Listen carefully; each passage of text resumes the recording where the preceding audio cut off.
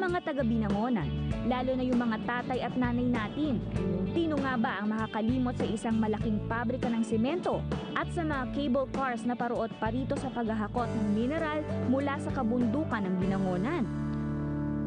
Alam ba ninyo na diyan sa Binangonan, diyan nagsimula ang isang planta ng simiento na ginagamit natin ngayon. At kung minsan ini-export pa natin, yan ang Rizal Cement. Ang Rizal Cement, itinatag at nagsimula diyang umiiral noong 1914. At hanggang ngayon, yan ang isang pinanggagalingan niyan, Rizal Cement. Noong 1914, ang kauna-unahang cement factory ay naitayo dito sa Binangonan dahil nadiskubre ng mga dayuhan na mayaman sa limestone deposits ang kabundukan ng Binangonan.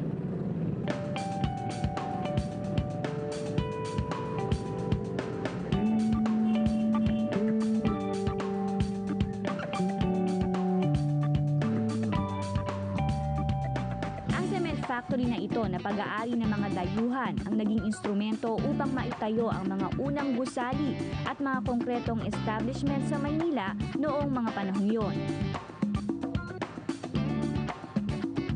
Taong 1928 nang nabili ni Don Vicente Madrigal ang cement factory at tinawag niya itong Rizal Cement.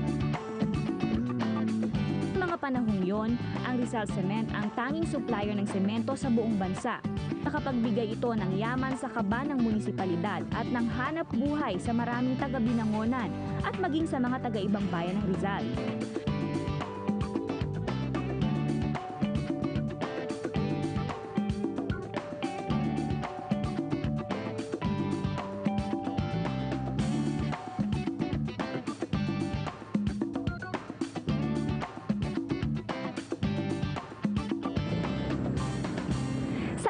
Ang lumang pabrika na lamang ang matatagpuan dito sa Binangonan. Ngunit bakas pa na sa loob ng mahabang panahon ay naging maunlad ang industriya ng semento sa bayang ito.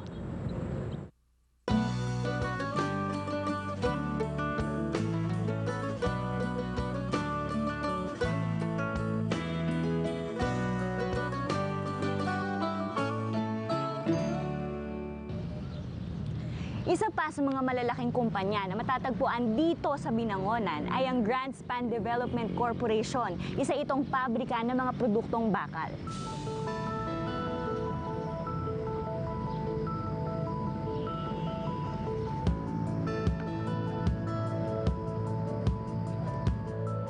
Ang Grandspan ay isang structural at fabrication company na gumagawa ng mga steel trusses, asbestos at tube mill.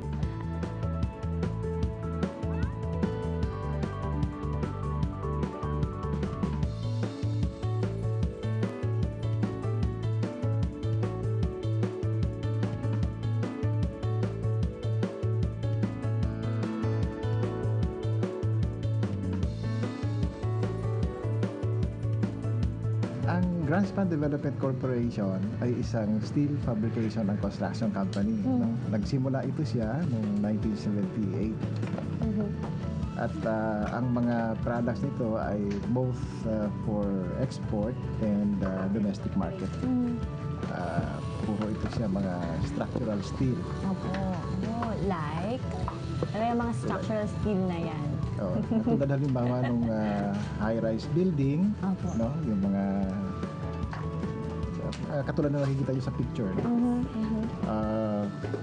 Mga bridges,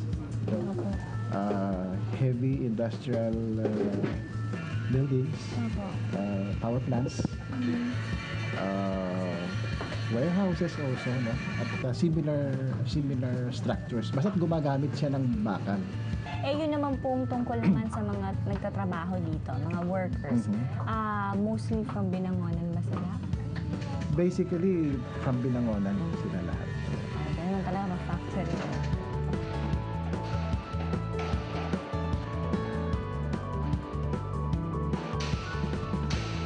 Pangunahing layunin sa pagtatayo ng Grandspan Corporation ay ang paggawa ng mga produktong bakal na makatutugon sa international standards bukod pa sa pagkakaroon ng hanap buhay, hindi lamang ng mga taga-Binangonan, kundi maging ng mga manggagawa sa Karatig Bayan sa loob ng halos 2 dekada.